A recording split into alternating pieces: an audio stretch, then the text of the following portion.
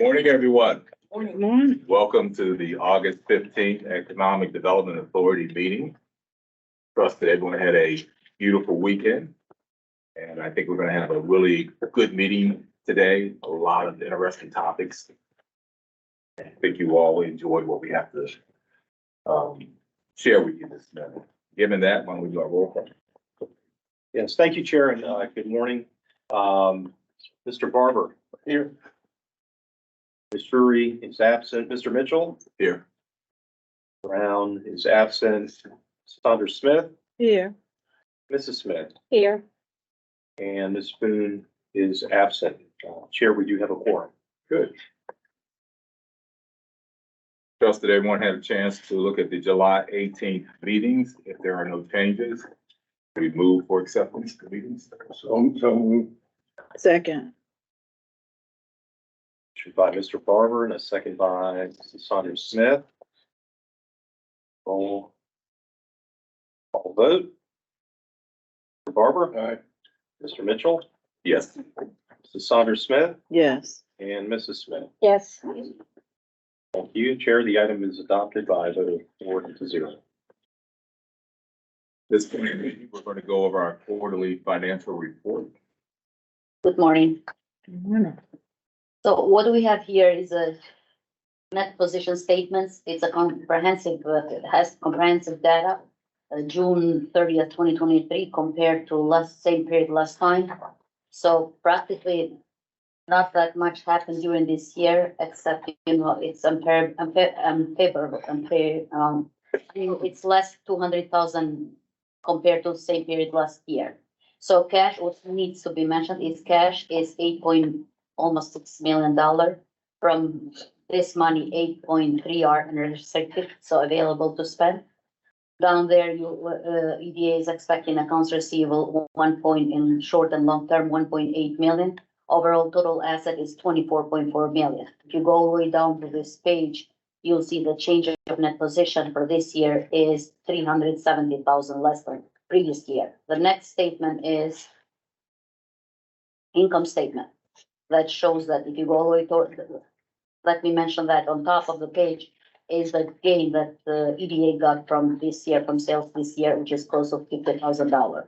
And if you go down there, you'll see that the change in net position is $370,000 less than previous year. The next page should be something, this is the assets that EDA holds for sale. It's $12 million. If you're about to sell them right now, it's $12 million book value. 12.8. And the next page should be something, this is the grants that are awarded and should be paid next year, coming this year, starting July and forward. And it's close to, if you go a bit right. So altogether, it should be close to $200,000 grants awarded to be paid. And the next page, it's year-to-date budget.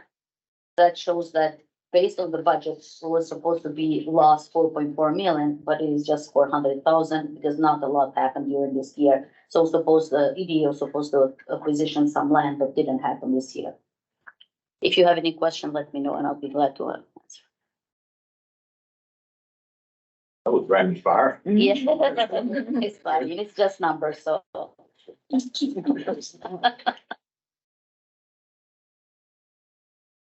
me ask What you, are you interested is the most that you have cash, 8.5 million. You don't have that much liabilities, just 500,000. That's what's important for you. And on top of that, you have some properties that are held for sale, which is 12.8 million.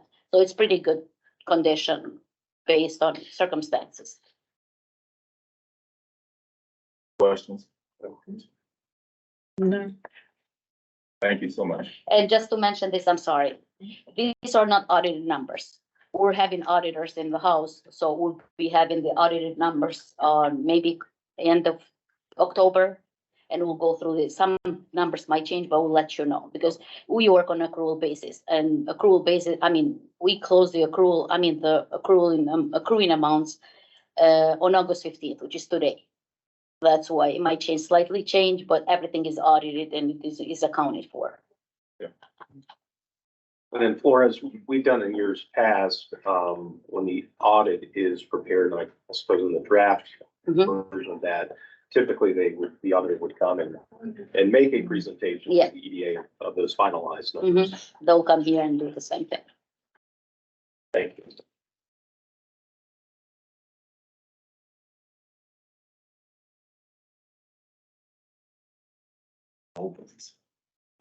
We have no old business, but we do have a number of, new business items.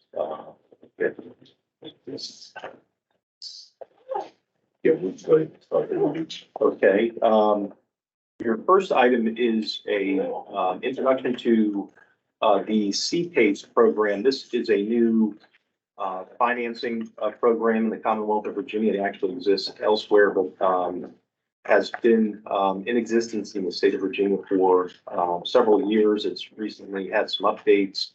But we have, recently, discussed this program and the opportunity to potentially bring it to Portsmouth as another tool in the toolbox for financing and incentivizing economic development projects in Portsmouth. And we have been having some conversations with Bill Nussbaum, who is assisting Virginia Energy with this program. Mr. Nussbaum is an attorney with Williams-Mullen, and he is here this morning. He is going to be actually making the presentation to update you on the program and the potential that it could bring to Portsmouth. So with that, Bill, I'm going to ask you to come forward. I do believe we have a seat here at the end of the table if you'd like to sit, or if you'd like to stand for the Well, I'm presentation. It's sitting your here choice. trying to figure out best how to be, and have an eye on the screen, since I need to be advancing this, but not have my back to everybody. Well, we do have a few, if you'd like to stand, that's fine. We do have a few seats here on the side, I believe, that are open. So feel free to, I believe it's I might just, your preference. yeah, I mean, I don't know, it's, well, if that's the biggest problem I have today, it'll be a great day. Thank you very much. I'm Bill Nussbaum. As Brian said, I'm with Williams-Mullen.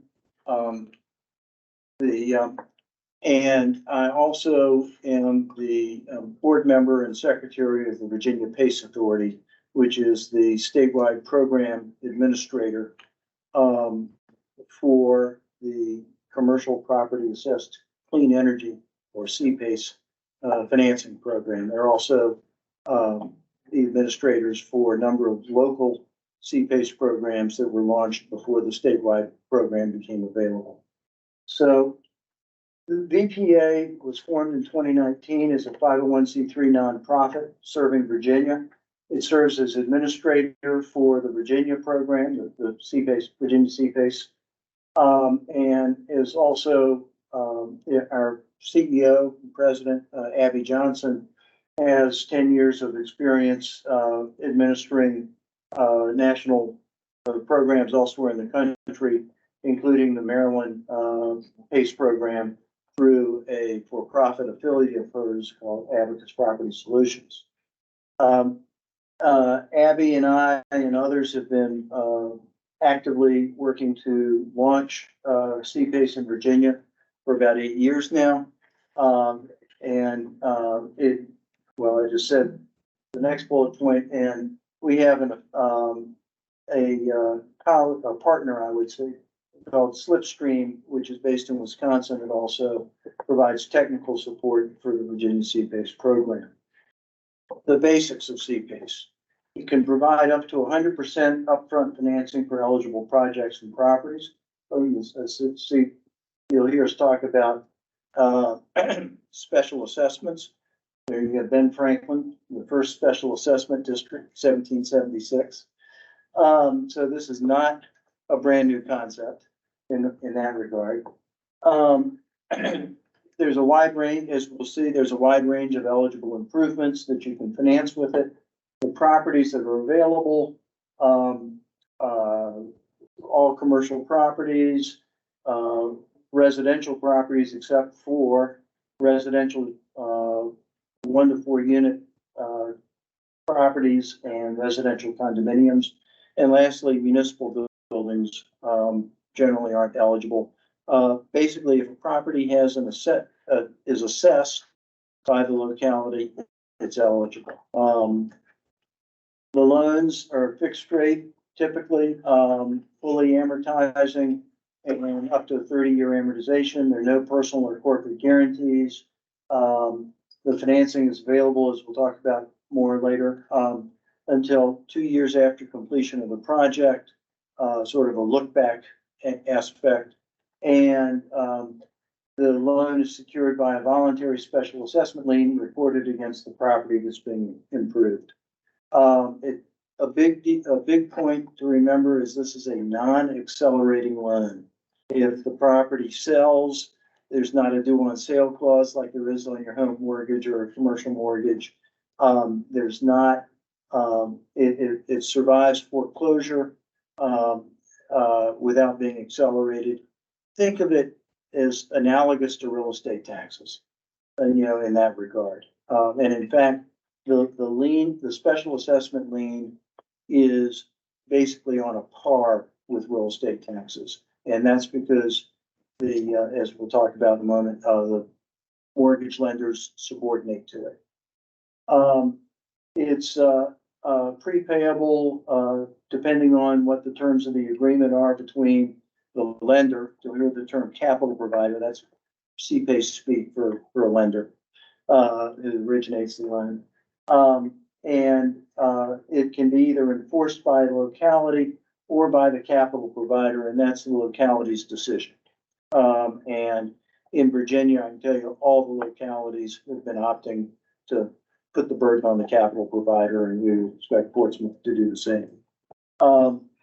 As I mentioned, consent by the holders of all prior liens is required. And the last bullet point there is one to really remember. In most cases, the efficiency-driven cost savings and the longer amortization schedules are going to make the property cash flow better after the project is completed than it did before, or if it's new construction, better than it would have if it hadn't been the PACE financed improvements made. So that is why lenders consent to CPACE, is because they look at the pro forma and they say, wow, after you make all these energy saving or water saving improvements or put solar panels on your roof or whatever they are, that the bottom line of the project very often is better after that, even with the additional debt service from the CPACE transaction, than it is beforehand. And that's the basic value premise, I call it. So eligible properties, starting from the top left, you got office, multifamily, industrial, retail, hotel, even agriculture, and of course nonprofits. Like I said, if nonprofits, even if the city has exempted them from real estate tax, they still have a tax assessment. They're eligible for CPACE to use it. Types of improvements, lighting, flood mitigation and mitigating the effects of flooding, which are sort of slightly different. Environmental remediation, solar panels, more efficient motors and pumps, roofs, more efficient HVAC systems, and even electric vehicle charging stations and infrastructure. The national trends, this map's a little bit out of date as far as the dollar amounts that have been of CPACE transactions that have been funded around the country. It's creeping up closer to $5 billion now. That shows about 4.25. And the states in dark green are states that have active CPACE programs, and the sort of medium green are a couple of states where the program's in development. And then there are a couple of states like that have PACE enabled but don't have any programs launched. So as you can see, this is where it's cutting edge for Virginia, but not around the country. Benefits for localities. Biggest one for here, supports your economic development goals. It creates investment in the community's building stock, creates jobs for contractors, suppliers, and service providers. It supports environmental and ESG goals, supports climate resistance, importantly, provided at no real cost to the localities. The fees that will keep VPA running, Virginia Pace Authority running, are fees that are charged to the borrowers in the loans. So it's not going to be a burden on the taxpayers of the city of Portsmouth. It is a highly effective tool to build value for your property owners and the tax base of the city during challenging economic times. For the property owners, as we said, it can have up to 100% project financing, especially on retrofits and gut rehabs. In new construction, generally speaking, CPACE finances the improvements that go above and beyond code that are eligible improvements. And so our experience is that's generally about 30% of new construction. The longer amortization schedules, because the amortization schedules in CPACE tend to match the useful life of the improvements being financed. So some of those things like, for example, solar panels or stormwater mitigation projects, it will have a 30-year amortization schedule attached to those financings. But basically, if it has a shorter useful life, you'll have a shorter amortization. But that results, the longer amortization schedule means lower annual payments than typical mortgage financing would have, where you might have a 5 or 7 year loan, might have a 15-year amortization with a balloon at the end of 7 years. CPACE becomes a lot more attractive compared to that, and that drives down the monthly debt service or annual debt service. CPACE loans allow for flexible prepayment plans. Sometimes the transactions get structured to so that the loan gets prepaid. The CPACE loan gets prepaid once construction is completed and the project is stabilized, and then they refinance with once the construction risk period is over, they refinance with a conventional financing. These are non-recourse loans, whereas bank financing is typically recourse for all except for the very strongest borrowers. It's having a better performing building, with these higher efficiency improvements means lower operating costs and lower capital costs over the long haul. As I said earlier, CPACE payments transfer to a new owner. The property gets sold, the new owner takes them over. And it doesn't go away. It's a lien on the property, just like real estate taxes are. In case of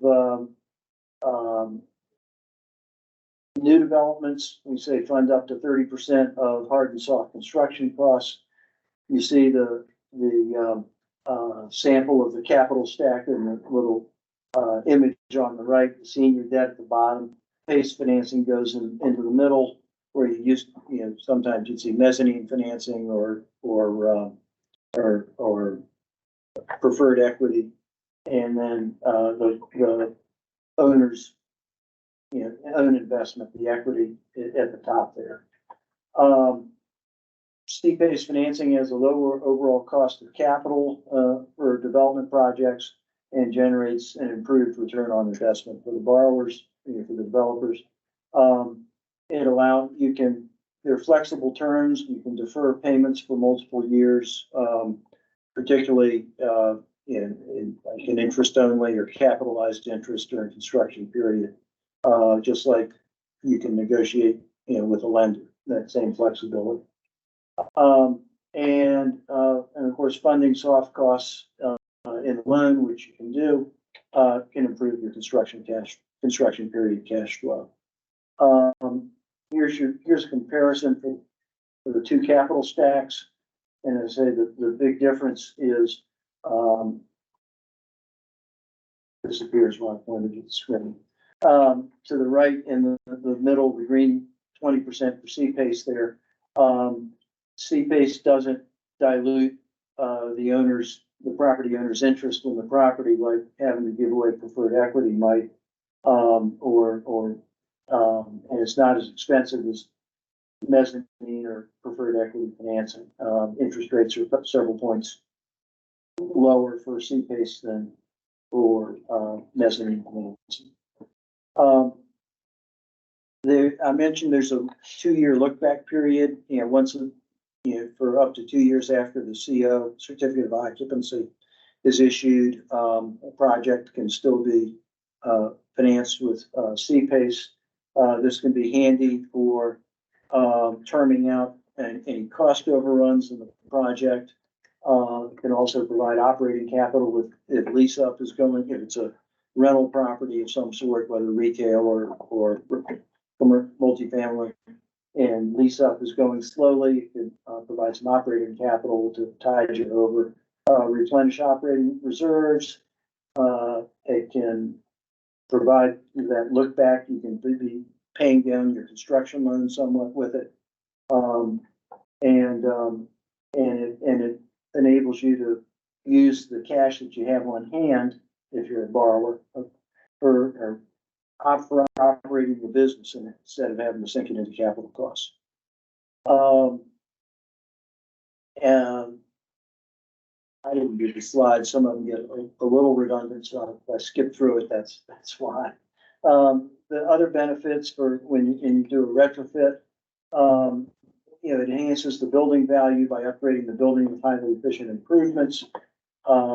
That lowers utility and maintenance costs, and as I said, making CPACE cash flow neutral or often positive. It also, of course, the improvements raise the tax base for the city. The city can increase its tax revenues from the properties as they become more valuable, whether it be looking at them just in terms of the value of the property in terms of the improvements made, or if it's a property that's being assessed based on its income, if the bottom line of the property is improved, the city can raise its taxes. So the statewide program is comprised of a set of consistent program documents and processes that will apply across the state uniformly for property owners, developers, contractors, and local governments. We have a centralized application and approval process, a statewide program guidelines, and forms for the application process. On a marketing and outreach basis, we have a centralized website with fact sheets on it, tutorials and training, and that's useful for everybody, for localities, for borrowers, for contractors who are looking to work on CPACE projects.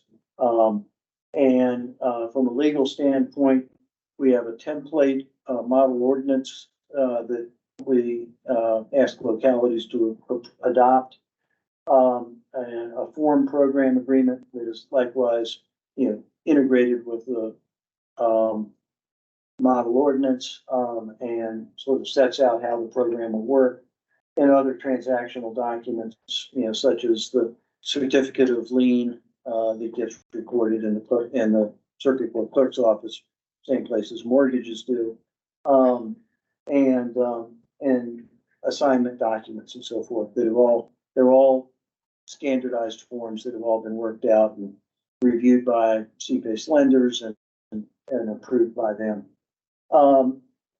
You would the state localities opt into the state program by an agreement that's between the Virginia Department of Energy and the locality. Current participants are in the statewide program so far range from the large, like Prince William County, Loudoun, Fairfax, and Virginia Beach, to smaller localities like Albemarle County, Shenandoah County. City of Richmond is expected to opt into the program next month. In addition, there are about 8 or 9 localities that still have what we refer to as legacy programs, CPACE programs that they set up a few years ago, before the statewide program, got authorized by the General Assembly in, I think, 2021. And then it took about a year for it to get launched. In the locality, y'all would, as I said, not you, but the city council, would adopt, the model ordinance to join the program, and execute the Virginia Energy Locality CPACE agreement. Then each transaction, the capital provider, the property owner, and the city of Portsmouth would sign the standard form program agreement and the standard form CPACE lien certificate, which would place the special assessment lien on the property owner's property. And then this department, would, the economic development, if they wish to do so, can choose to collaborate with the Virginia PACE Authority and Virginia Energy in promoting CPACE here in Portsmouth. The EPA, the program administrator, provides all these administrative functions. I won't read them all to you, but you know, they work with the contractors, the capital providers, provide marketing. Importantly, if for some reason the capital provider says they won't service the loan, then VPA will service the loan. You will not end up having to service the loan. This sort of recaps the process, you know, that we talked about. Staff education, that's already happening. Jeff is will be looking through the CPACE program documents. You know, if assuming that you want to proceed with it, and notify me of any tweaks that they might want to make. Right now, those documents are geared for either cities, counties, or towns. So, you know, there's a certain amount of editing that, you know, just do global search and replace type editing that needs to be done to customize it for the locality. But otherwise, you know, we think it works well for everybody. If need be, we can come in and present to the city council work session. There has to be a public hearing. The statute requires a public hearing, I think advertised for 2 weeks in advance, or 2 weeks in advance before the city council adopts the model ordinance. And then the locality signs the Virginia Energy Locality CPACE agreement, and you're in. So the usual suspects are involved in that process. You know, the city attorney's office, finance and treasurer's office, city manager, economic development. And if, do y'all have a sustainability or energy manager in the city? We do not, Bill. Okay, so they won't be involved. And that's it. So I'm happy to answer questions. I know I threw a lot at you. I did take a breath. Not many, but anyhow, happy to answer questions. Yeah. I had several. What's your sort of average loan size and sort of the range of loan, size of loans?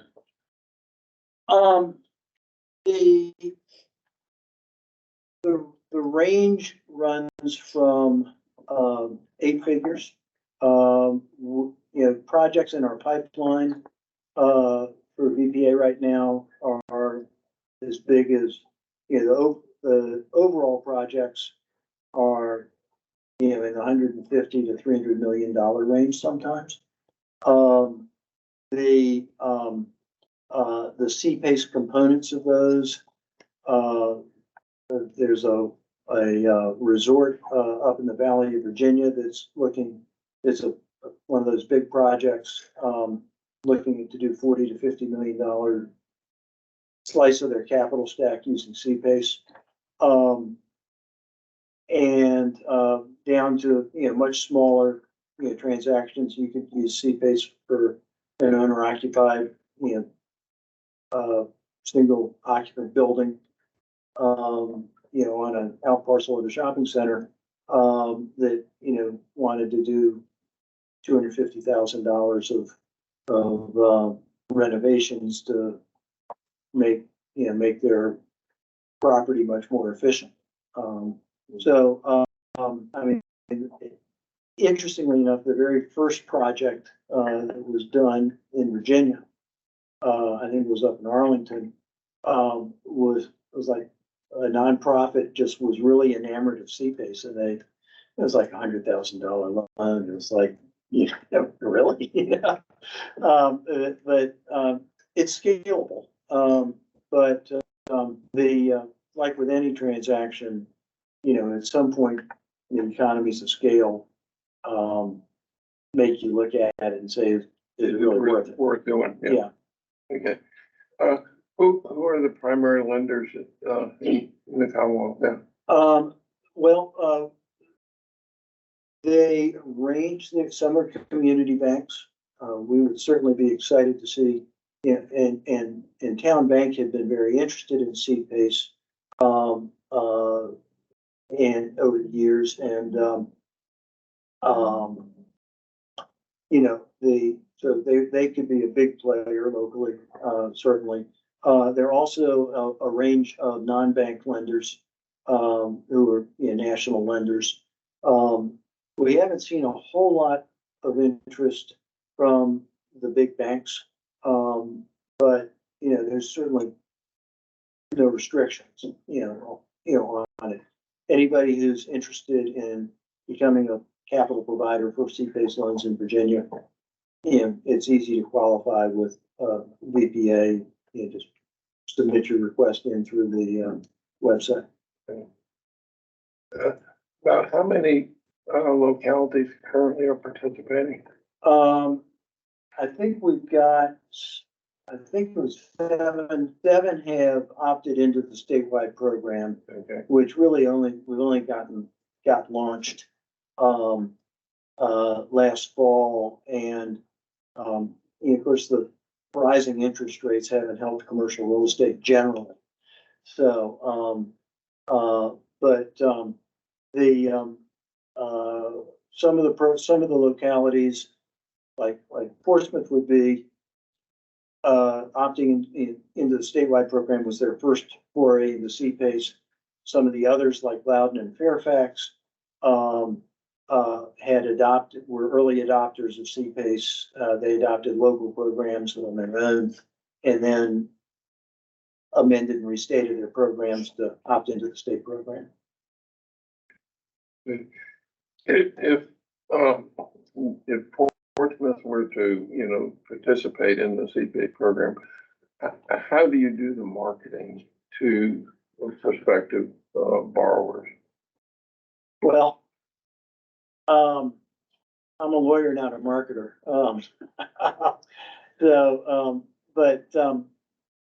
I mean, we've got a range of fact sheets that are available. Certainly, we would hope that once this became an additional tool in the economic development department's toolbox, that we could work with you to, get it onto the website. Brian is nodding his head in agreement. We would, be promoting it through commercial real estate sectors. I'm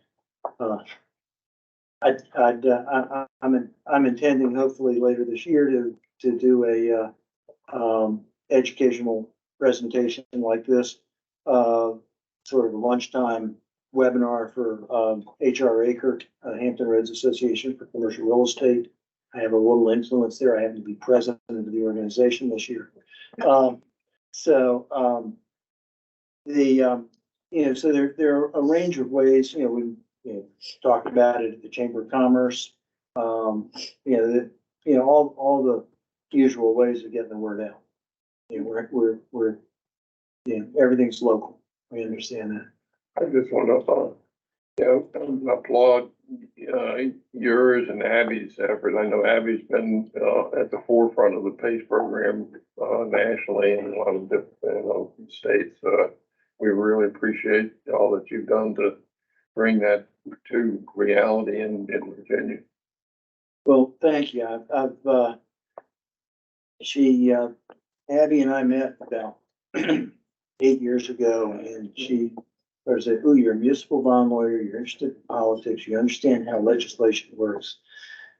You know, and we became good friends, as well as colleagues in Pace. And between the two of us, we pretty much co-authored the last 4 or 5 amendments to the CPACE statute, as we have brought it from a deeply flawed statute that was first adopted in 2009 to one that right now is really, set Virginia up for success in CPACE. Yeah, a couple questions. So I make sure I understand the program. How does your interest rates compare to a regular commercial lender? Thinking. I think that 7 to 8%, current rates is pretty comparable. CPACE tends to run sometimes a little bit more expensive than commercial mortgage rates, but you're also getting longer term financing and non-recourse financing. So, those are benefits that you pay for a little bit in the risk reward, calculation, with the lenders. So, and it's financing that part of the capital stack that's above what the lenders, the typical lender loan to value ratio. They usually stop at about 70, 75, maybe if you're lucky, 80% loan to value ratio, and then CPACE is coming in above that. Go ahead. You were talking about the special assessment lien. Mhm. Just so I understand that, how does that differ from a normal mortgage lien? So, the special assessment lien, I'm glad you asked that, because as I said, I didn't, not being the drafter of the slides, Abby Johnson, created these slides, and tweak them a little bit. But one thing that we don't talk about is didn't talk about here is the mortgage lender. If you have your first mortgage lender has to subordinate. They have to agree to the CPACE financing, and what they agree to when they subordinate is that the current installment of your CPACE loan and any delinquent installments, if you don't miss any payments, those come ahead of the mortgage. The whole loan doesn't come ahead of the mortgage. The whole CPACE loan does not come ahead of the mortgage. It's just the current and any delinquent installments of it. And that's why I say think like real estate taxes, because it's the same idea. If you get behind in your real estate taxes, all you're in default on are, maybe the current payment that's due, right, that quarter or semi-annual period, and maybe, a year or two back. And so one of the things that, so that's a difference. That's one difference, but that's an important aspect. And the fact that the whole loan doesn't accelerate is one of the reasons why lenders agree to subordinate, because they look at it, well, if somebody didn't pay their real estate taxes, the lender says, well, we'll advance the money to pay the real estate taxes because they're a lien ahead of the mortgage. And that's what happens in CPACE. That's why you almost never see a CPACE loan go to foreclosure, because a mortgage lender would cure it, but they very rarely go into default to start with. So your question though is how do they differ from a mortgage?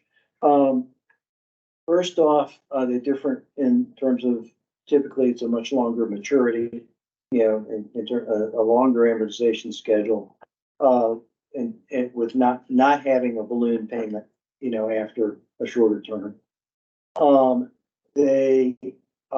They're not secured by a mortgage per se. you don't use it, you don't foreclose on it the same way that you would foreclose on a mortgage. You foreclose on it like you would foreclose on it on a real estate tax like the city would. And as I say, most mortgage loans are, involve personal guarantees. They're recourse to, the owners of the property. And C-based loans are not. So those are some big differences between mortgage financing and C-based financing. I have a question, if you don't mind. So you mentioned some of the different, the difference between a mortgage and this one, but I have a question. How do we repay the C-based loans if we opt in? When you say we, you're talking about the So borrower. the city, let's say, the borrower, Well, let's say we opt in, we adopt it. So how do- The city doesn't, the city doesn't pay these loans at all. These are strictly, it's another way to analogy would be to think in terms of your conduit financing of taxes and bonds. The special assessment lien provides a vehicle for private financing. So the borrower, the property owner is paying the debt service on the C-based financing. The Why you would go through ordinances, through the city council, if the city doesn't, because to have a special assessment lien recorded is an act of the locality, just like to issue tax exempt bonds requires an act of locality.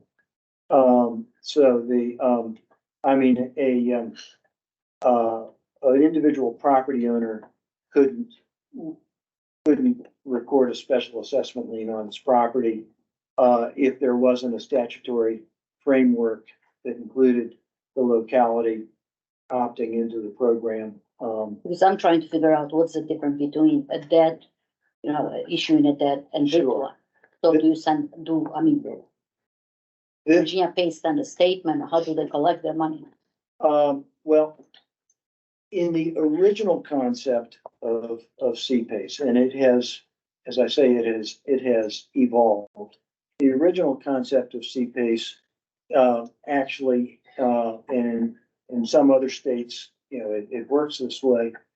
It actually goes on the tax bill, the CPACE installment that's due, and gets billed, and the payment goes, the property owner makes the payment to the locality, Okay, and the treasurer remits it to the capital provider. so we have to change the tax bill practically. No. For this loan, In Virginia isn't working that way. okay. I said that was the It original stipulates something. concept. The way it has evolved now, and I think in Virginia, it's because the treasurer's offices are politically independent and they're their own little empire. And I think there's just been pushback from treasurers. They don't understand it. They don't want to get involved in it. And so the lien gets recorded, but the capital providers are going to do the servicing themselves of the loans. So the borrower, they're going to do the billing, they're going to do the collection, and they'll do and if the city wants them to, they can assign the enforcement rights to the capital provider as well. So the city can be really hands-off. Did you hear, Jeff? Sounds good. So in that regard, by the time you've assigned all those responsibilities to the capital provider, that's why I say it's almost the same kind of a conduit like taxes and bond financing is. It's a win. It generates economic development. And all the city has to do is facilitate the initial steps of the transaction, sign off on the program agreement, sign off on the certificate of lien. And then after that, it's VPA and the capital provider's problem. I got one final question. I can understand the benefits of it for especially a lot of our, people that are going out trying to start businesses, that type of thing. But because you're lending at a higher, I guess, at a level that banks normally wouldn't consider loaning for, what are your qualifications? How do the qualifications for a person differ if they were trying to go to a commercial bank, and they have to have stellar credit? I mean, how does that, because that's one of the issues with getting businesses qualified for commercial loans. So how does yours? I don't really think that,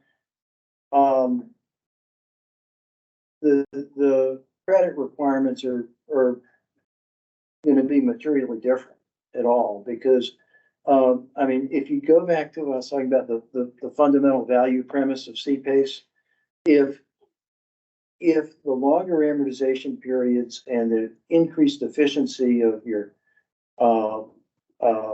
HVAC systems, or, you've gone off the grid with, solar panels on your roof, or whatever things that you've done that drive down the operating costs of your building, to make, the improvements that you're making with CPACE cash flow neutral, if not even cash flow positive. That's gonna make you, it doesn't change, it doesn't change your creditworthiness certainly not adversely, and it may be favorably. If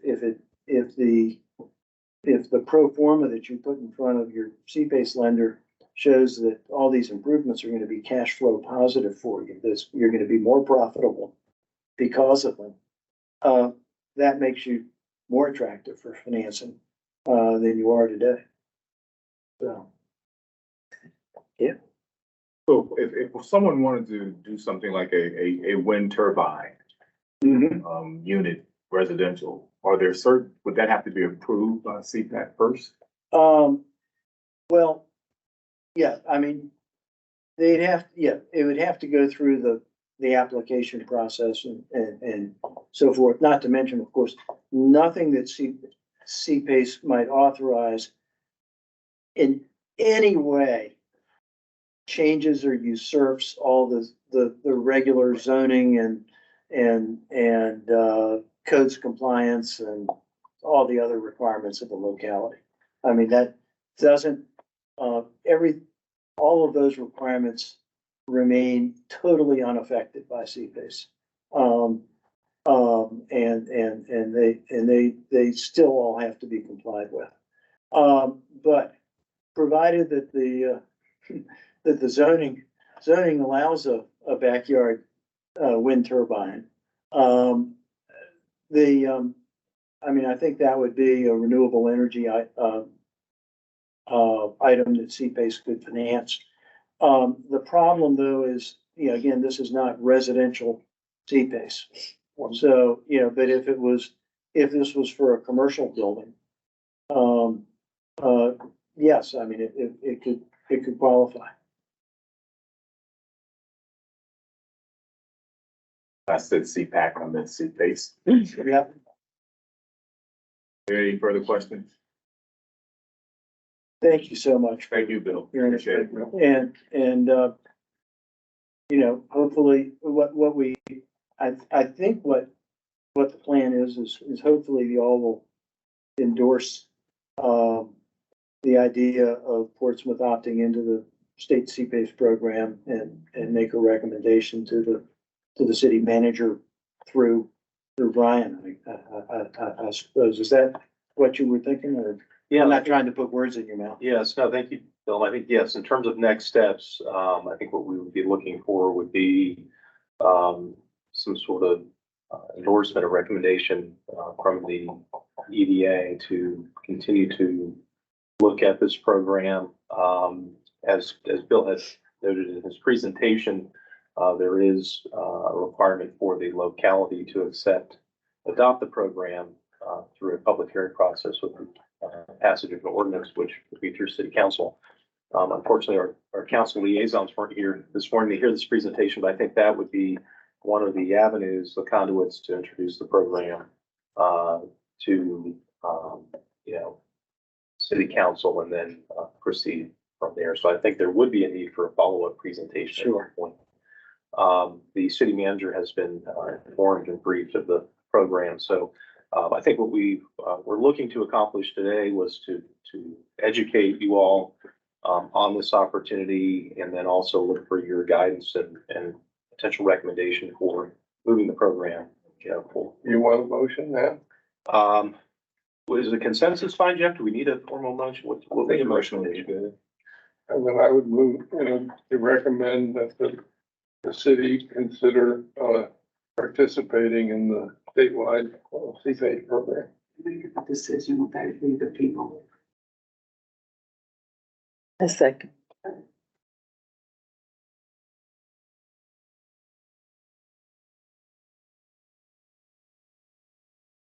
Okay. Forgive me while I'm just noting all this down since this is an item here. So we have a motion to consider the participation in the state's CPACE program. Motion was made by Commissioner Barber and seconded by Ms. Saunders Smith. Is there any discussion on the item? Hearing none, I'll do a roll call vote here. Mr. Barber? Aye. Mr. Mitchell? Yes. Ms. Saunders Smith? Yes. Mrs. Smith? Yes. And Ms. Boone? Yes. Chair, the item is adopted by a vote of 5-0. Thank Thank you you, very Bill. much. I'm very, very pleased, very grateful. Appreciate your attention. All right, next up will be Amy, who will talk to us about the Business Investment Grant Program update. Morning, everyone. I'm gonna start with just a small update on the FY 23. As Flora pointed out, during her financial review, we are still awaiting receipts, invoices, bank statements, for a few of those reimbursement grants so that we can close out that fiscal year. But moving right into FY 24. As you all know, we started our first round in July. That's been the first through the 31st. I received a total of 20 grant applications. And we broke these down a little bit so that you can have a more comprehensive review. We received 4 of the real property investment grants for funding requests totaling $100,000. I received 15 Smart Start Business Development grants for a funding request of $29,950. As you know, businesses can request up to $2,000 per grant. We have one business not need that amount, so they didn't request the full $2,000. And I had one Smart Start Business Acceleration Grant for a total request of $4,509. The most exciting part, and Brian and I discussed this yesterday, was that this round had a 100% MWBE participation, so minority women business enterprise. So all 20 applicants fall within that category. Wow. And then if we wanted to break it down just a little bit further so that you had an idea of what type of industries were represented this time, we had 3 in the maritime industry, 3 applications within healthcare, 4 applications within real estate, 2 nonprofits applied, 1 retail provider, 1 media company, and 6 that cater to private clients specifically in a different range of ways. What is private clients? We had, so an example is we have a gym that applied. We also have a fashion designer who takes on private clients specifically. She doesn't have a retail space. Okay. So kind of different ones. We also have, one that's pretty unique. She's a life coach, motivator, specifically catering to females. So, but yeah, all literally private clients. And that's just my update for FY 24. So 20 grant applications this week. And we're working through getting them approved. And then I have 1 real property investment grant to bring for you next. Before she goes on to that, can I say something? Sure, good jump in. Okay, great report, thank you. As a part of this report, can you add on a, I guess a quarterly basis, like maybe FY 23 of the businesses that for that particular quarter that we funded, how many are still in business and how many are providing, I guess, revenue to our tax base? Sure. And so how we did it for fiscal year 22, we had to wait until after March of this year because that is when business licenses must be renewed, city standards. Okay. So it does take a little bit of time, but I can figure out a different way of following up with businesses and essentially just like saying, how is business going? And still present. Thank you. You're welcome. Good question. Yeah, it's a little bit challenging to track on a quarterly basis just because that isn't a long period of time. But I was actually meaning not on a quarterly basis, but say if she's giving this report for January 24, January 23 businesses that were done that quarter. Yes, yeah. You know, so it's not everybody, all the businesses, Right. but yeah. Yeah, so we looked at tracking it, along with the business license issue, Right. so we can look at that, see how we can monitor. Okay. The one grant application that I have to bring to you today is for the address of 2701 Columbus Avenue. The property owner has applied. His name is Carlton Copeland. The scope of work is pretty large. He's essentially kind of gutting the interior of this building and putting in everything new. He's actually going to complete the improvements for a new under lease tenant called A Purpose Driven LLC. We did do a little bit of research for a nonprofit catering to the youth as well as community development. They most recently held a spring break learning training program for middle school children. For this project are to include roofing. They're going to install brand new HVAC electricals. They're going to do plumbing for ADA compliant bathrooms. They will be framing and drywalling for offices and a janitor's closet. They'll be installing brand new interior and exterior doors and windows. They'll be completing a kitchen build out, installing all new lighting, doing interior and exterior painting, as well as putting in landscaping. Their total project cost is $81,320, and they're requesting $25,000 funding, and it's at 31% of the total cost.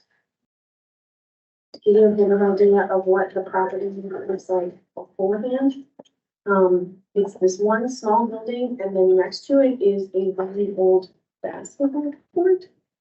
There will be more done on this project than he has given us within his grant request, and you'll see that in my next.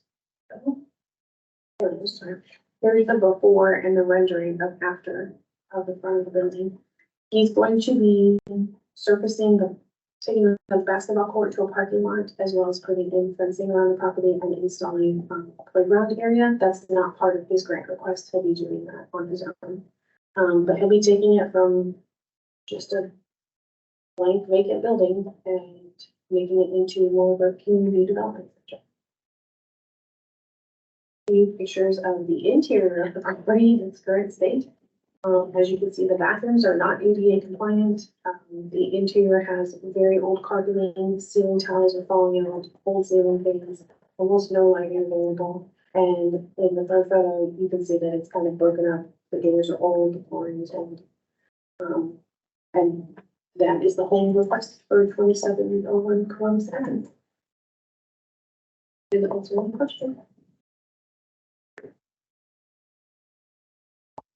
Any questions? Yeah, so obviously we have a vacant building that's been boarded up in the community, and it really isn't being utilized, and this will activate the property and provide I think what is a really substantial need in the community for youth services and programs. So a good use of the program and the funding, and get this property on the tax rolls at a higher rate. And certainly activate what is now just a non-contributing property to the community. So, Okay.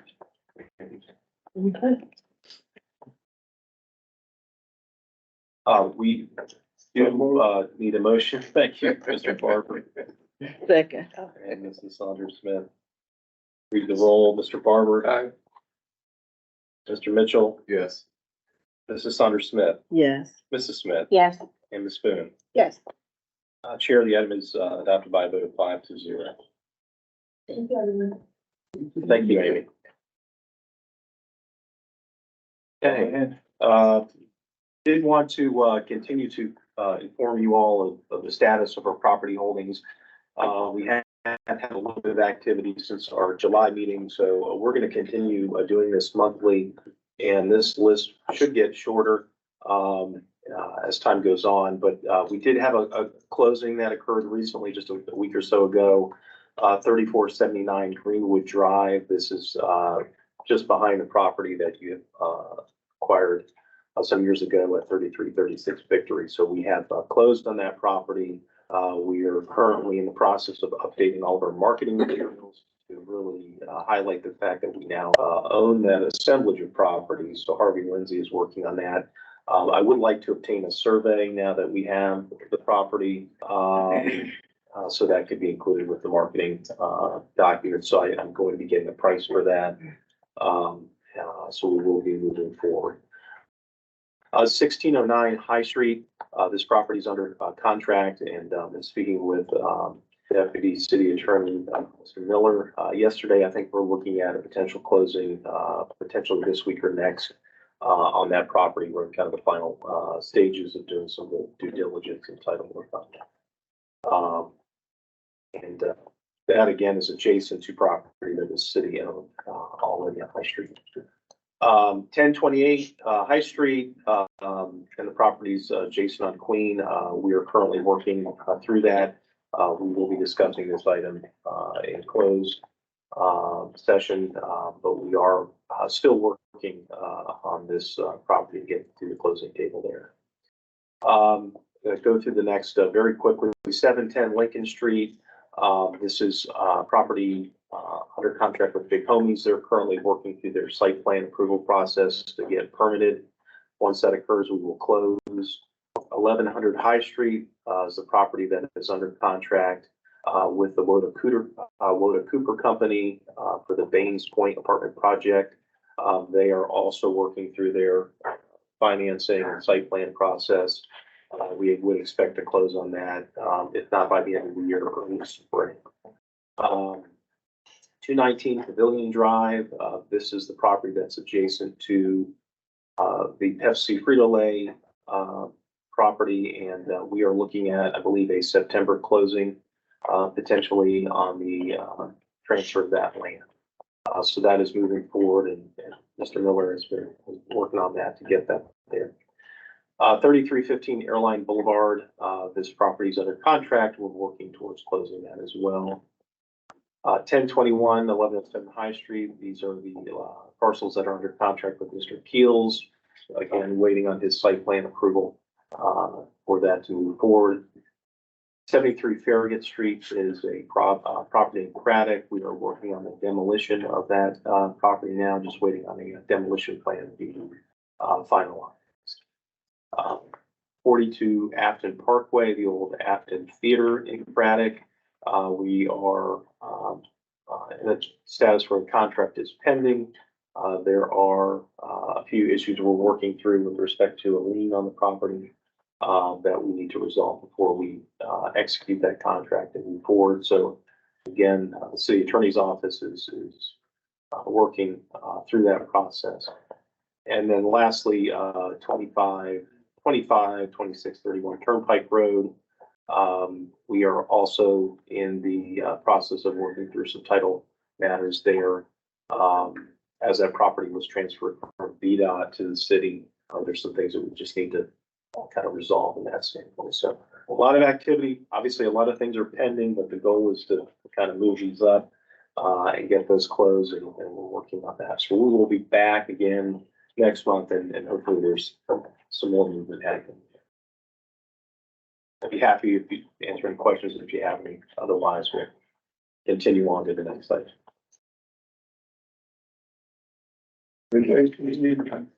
I move to go to closed meeting pursuant to code section 2.2-3711 3.3 for purposes of discussing acquisition, disposition of real property where the discussion in an open meeting would adversely affect the bargaining position or negotiating strategy of the public body, specifically regarding the acquisition of 1028 High Street, 1013 1015 Queen Street, and 400 Hatton Street, to the disposition of A Crawford Parkway and 1117, 1121 High Street, and 3 strategic acquisition and disposition.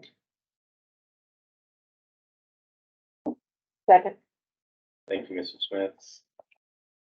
We can roll Mr. Barber. Mitchell, Yes. Mrs. Saunders Smith, Yes. Mrs. Smith, Yes. and Ms. Spoon. Yes.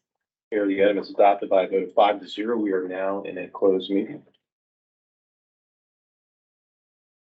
Okay.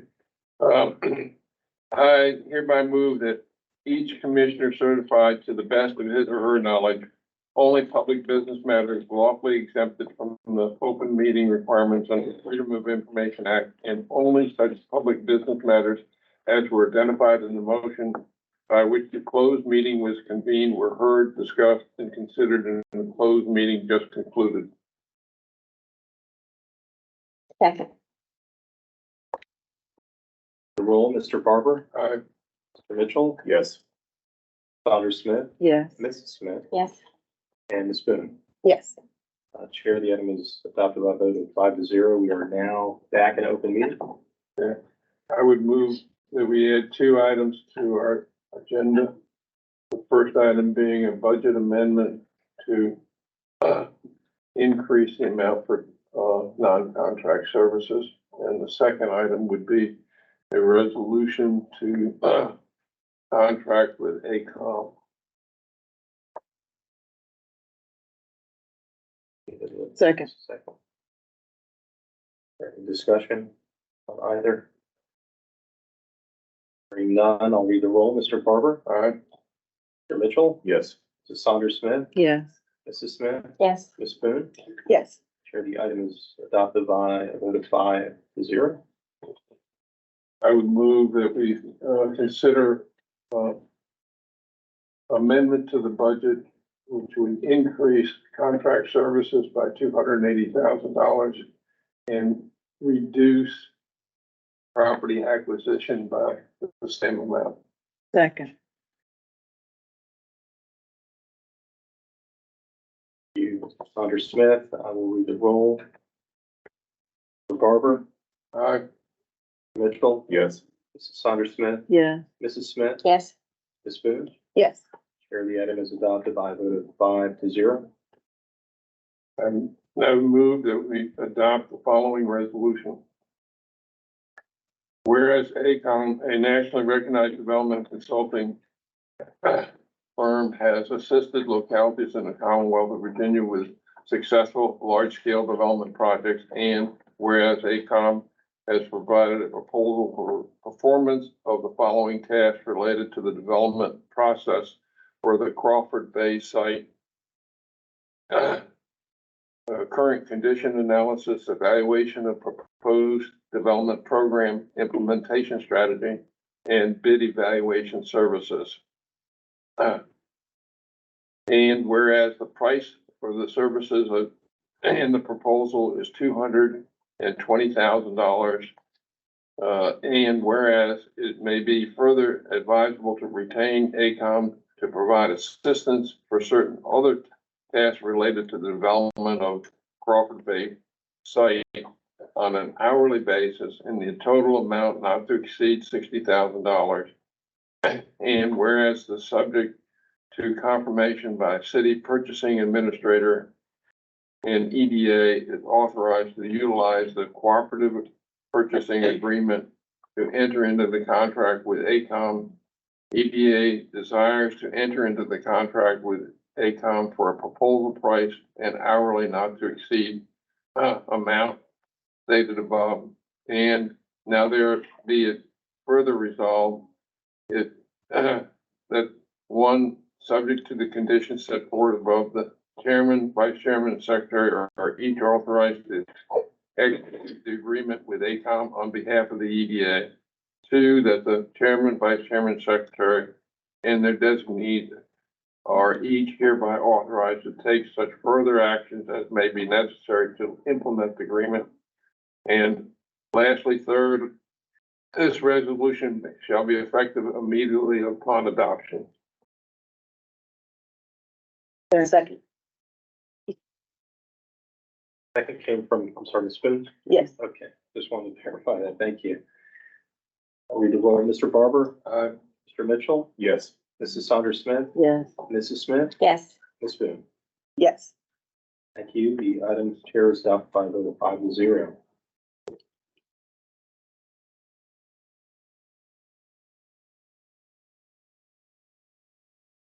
Hey, we have that moved on. Yes. Have any items submitted by members of the board? I have four, but two you've already responded to. I was gonna ask about the business, the computer business. We've talked about that. The citizen survey, which ACOM is gonna handle that. I wanted to know about Zaxby's. What happened about the Zaxby's contract? Or is it still supposed, because it's not there yet? I understand that they're still under contract, but I would have to reach out to the developer of the Seaboard Commons project and see what the status is. I haven't heard. Oh, okay. Where's the Zaxby's one?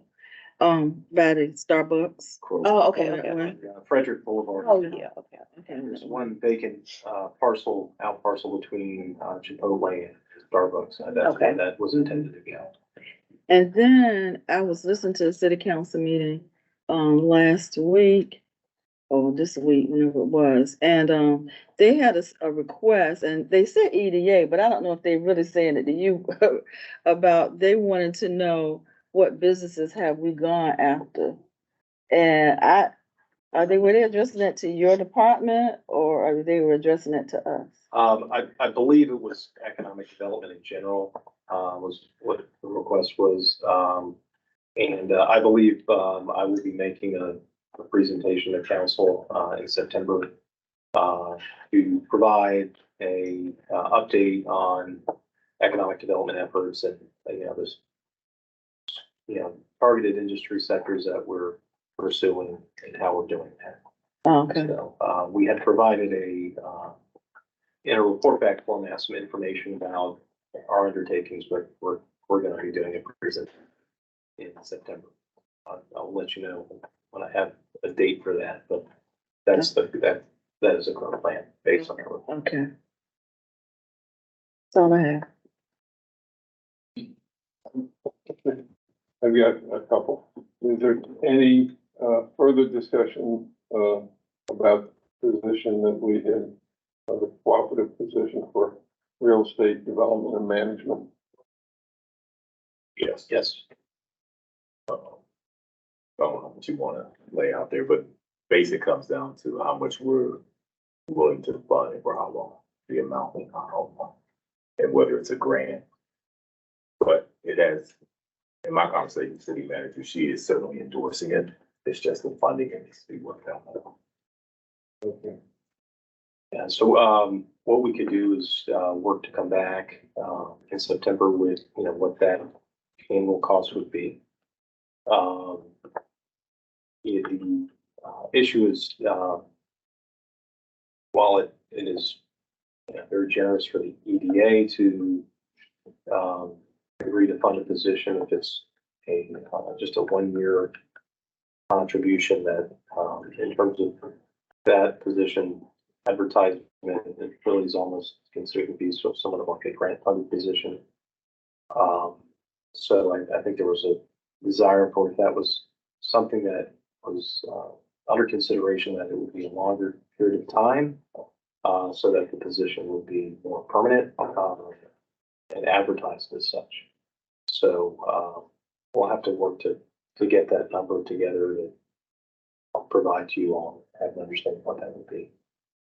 So we can work to do that in September, Richard. Okay.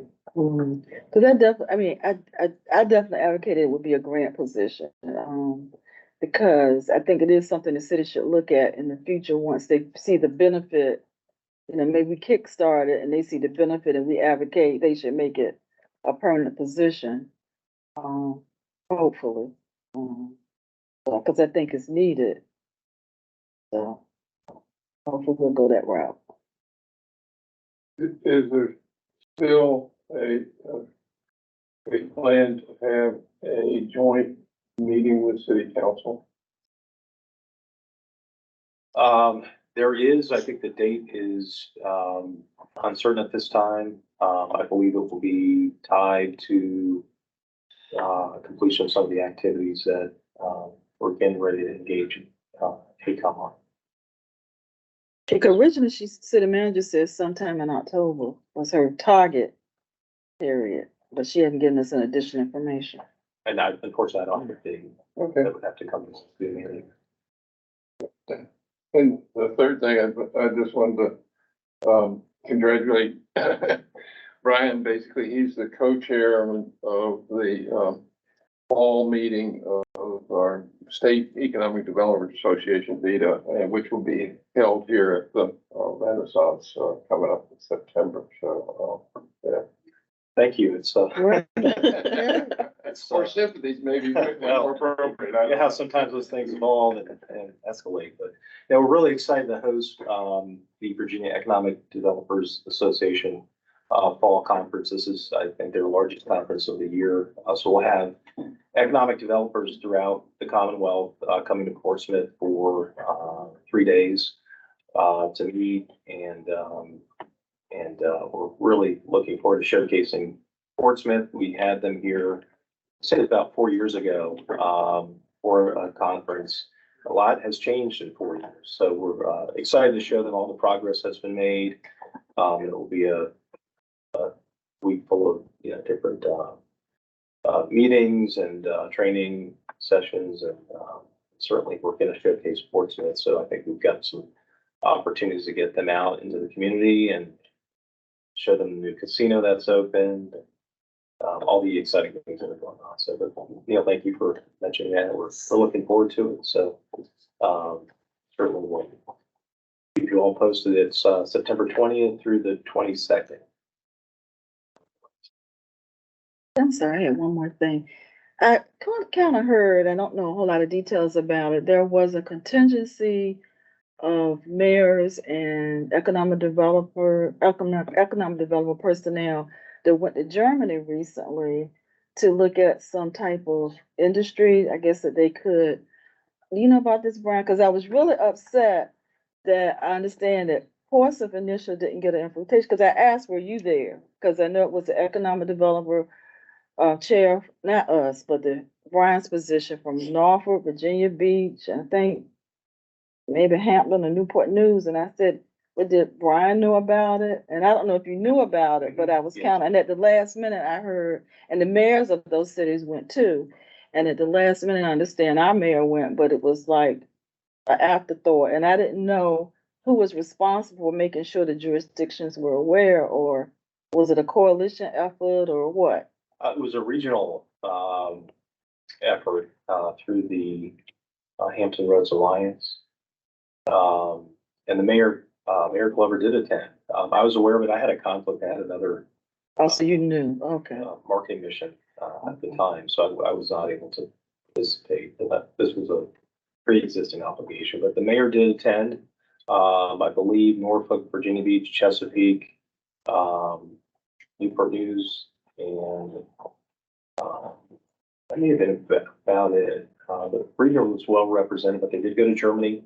I think the primary intent was to view their automotive industry, training programs, and how they have worked to develop that pipeline of talent and the skilled trades to feed their industry. So they viewed, they went to a number of manufacturers and I think schools, looked at their programming to see how we could bring some of that back to Hampton Roads to implement. my understanding was a really productive trip. I think the mayor shared, maybe at the last council meeting, spoke about his experience and the benefit of that. So, but I was aware and unfortunately had another obligation, so it wasn't. As long as they weren't part of the selecting us. delegation, you know. I don't believe it's the case. Okay, And we okay. were there, the mayor was there. Mhm. Okay. Any other questions? Being done, this meeting is over.